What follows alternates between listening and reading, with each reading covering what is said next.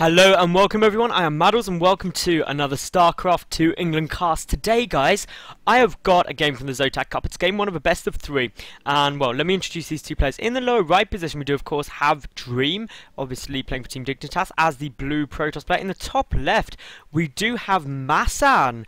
And now I'm a bit confused by this clan tag because I was under the impression MaSsan played for 4Not Gaming, so I will have to check that at some point. I'll maybe send him a tweet to try and find out what's going on. But anyway, he's the red Zerg player in the top left. The map is Ahana, and obviously it is a ZVP. Now, for those of you who have watched my cast in the last couple of days, you may have noticed that my voice was all a bit sore and a bit painful.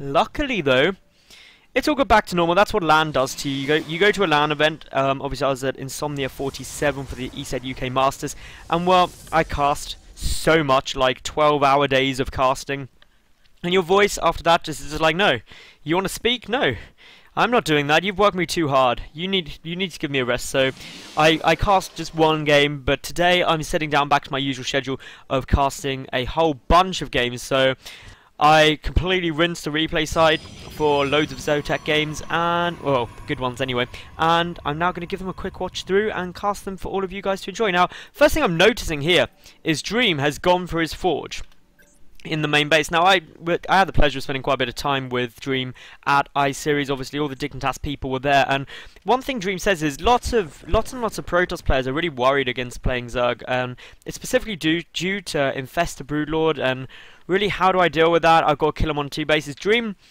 is much more of the opinion that, hey, I'm just going to take a quick third base and see what happens. I'll be interested to see what goes on there. He does this fake immortal sentry thing, and obviously Zerg players see that and are like, oh, I better defend, and then he just takes third base and is like, troll. No good luck, have fun for me. QQ. dDreAm, of course, would never BM. I can guarantee you that he would never, ever BM in the world. Like, he is probably one of the nicest players there is I have ever had the pleasure of meeting. He's just such a cool guy. The defining moment had to be when he was just walking around with his pillow, watching some IPL 5 in one of the evenings. That was quite fun. But anyway, in terms of strategy, these two, they're going for normal, pretty much, well, MaSsan anyway. Pool, hatch, should get another hatch sort of in the next minute or so. Meanwhile, down here, for the lovely dDreAm, we do of course have, well, gateway, cannon, forge is up, chrono boosting, getting the nexus down. The overlord seeing everything it needs to, so that's all cool. Meanwhile, overlord positioning, that's good. This one should probably come down and sit here. Ideally, you want to chuck it this side so you can see the gas. But again, you don't leave that too long. The other one, going to right, perfectly right. It goes about there, over to here, darts in, and you get a complete scan off when you want it. Anyway, third base is down when that hit, just before 4 minutes actually. Wow, MaSsan takes a really quick third base. That is quite cool. What does he skip to get that? He skipped a queen. His queen was slightly delayed in order to get that down, so that was pretty much it. The gateway finishing up now for dDreAm. He's got the double gas, his natural up. He's kind of boosting our probe, so of course if we look at the probe count, we see there obviously 20 to 25 in dDreAm's favour. That'll switch as soon as MaSsan gets his third up and stops injecting all three hatcheries.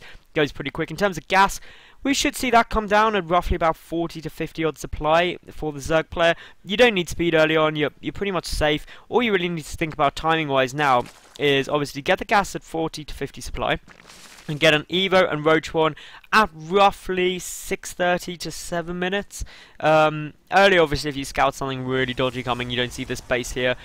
Later, of course, if you're feeling confident, you're seeing them really not have much out, gearing up to take a third base, etc. But obviously this third hatchery up now, we've got not too much else going down. Obviously the queen going down, a creep tumor. Really join up your bases, guys. You can avoid joining up this case because generally you'll get lair before speed in this matchup. You can stick an overlord here and use generate creep, which is actually quite a cool thing to do. It is really cool. Or you can just get a fourth queen, which I personally like doing. I think creep spread is so potent. Anyway, the +1 coming out. So now obviously this is what dDreAm loves doing. He loves getting in this position where he's like, well, I'm gonna look like I'm immortal sentry pushing, and then if you scout me, I'm just gonna fake it. But of course, for the time being, wow, he's actually going up to 5 gates. Wow, okay, so he's not gonna immortal sentry. He's just gonna get up 5 gates, which of course it puts on a nice bit of pressure and allows you to take on that third quite quickly. So obviously these two zealots there coming up here, the Zerglings and the Queen should be able to force them back. dDreAm not going to go for that, which I think is the right move. Meanwhile, we do have the Rotron on its way down and about to kind of, well, when did that hit? About 6 minutes 40-ish, give or take. Proxy pylon down there. We've got the robotics facility coming down. Oh, Dream, he is getting up everything he needs to. The Overlord sack should come in sort of in the next 20 seconds or so, in my opinion. He hasn't got any scout off. I mean, if we look at what the Zerg player knows, it's like pretty much nothing. So, do need to get that information pretty soon. Lair now coming down for Dream at his natural 3rd, 4th base. 3rd, 4th gas, rather, on their way. The evolution chamber. All these timings are really, really good. This is a really forward pylon. The Zerg player has literally no clue about that in the slightest. We've got a big warping of units. Is there going to be enough to defend this? Well, there's only 5 Zerglings on the field, 4 Roaches coming out. This could be a quick game. This is an awful lot of Zealots, and of course this big Zealot warping can do so much damage, especially before those Roaches hit.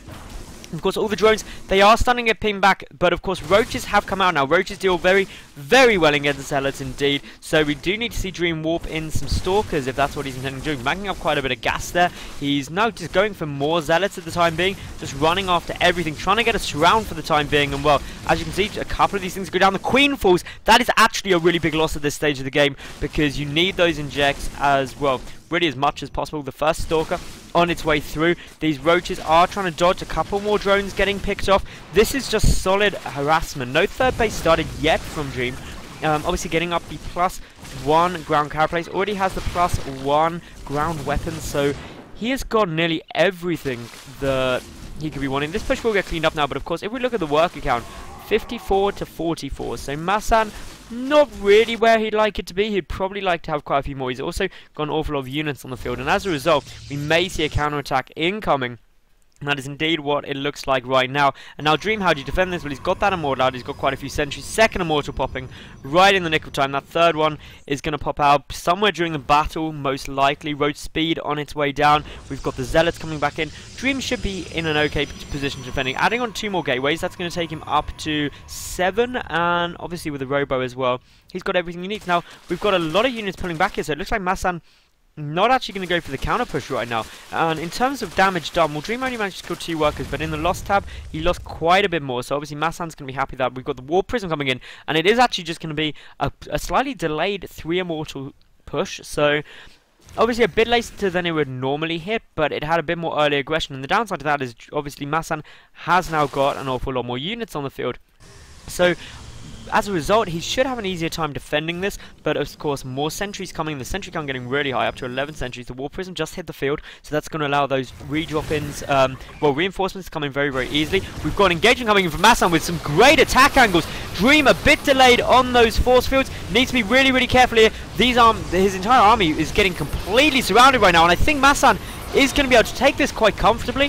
He's got great positioning. The only plus side for Dream is obviously these 3 Immortals are still up, but well, the Roaches get a complete surround, a warping coming down, but a great little pickup there on those Immortals, and that was absolutely stunning play there by Dream. So MaSsan, he had a great angle, but obviously the 3 Immortals, with those still up, they're doing a lot of damage. I mean, we've got like 8, 7 and 11 kills respectively, so that is a good engagement, and of course they are still going. We've had 1 taken out now, so obviously the rest do need to start being careful. We've got, well, they're staying up, and of course MaSsan really should be focused firing down these Immortals, because they are just being allowed to just engage, and they're going to do so much damage. And of course a pickup is there ready should it need to be, and there we go. So Dream yet again doing a little bit of pickup, drop off micro, using the War Prism to get more units into the field right now, and well, this is all just pretty aggressive. The 2nd War Prism there as well. So obviously these 2 War Prisms have just got so many kills, 20 kills each. That is absolutely bonkers. That pickup and drop micro, I think Dream should reroll Terran after that. That was so good. He should like go for those whole siege tank drops and pick them up and drop them down. That was really good play. And of course MaSsan has now lost, well, nearly the same as Dream.